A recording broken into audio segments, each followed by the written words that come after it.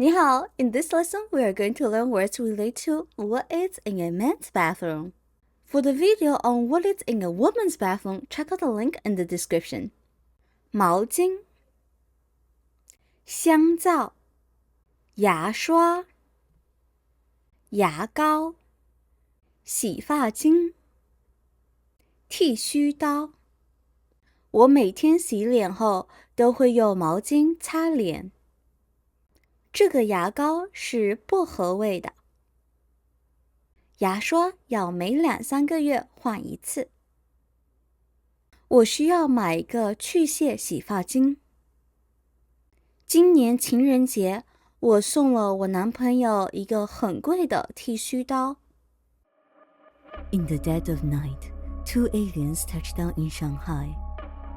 One alien disguised himself as a young man and takes on a job as the delivery driver, racing to every corner of the city with a mysterious mission. The other alien transforms into a young woman, sifting through garbage cans in the quiet of night. What brought them to Earth? Will they complete their mission? Aliens in Shanghai. Fascinating imagination, unexpected twists, creative humor, a captivating Chinese creative reader that makes learning Chinese easy and fun.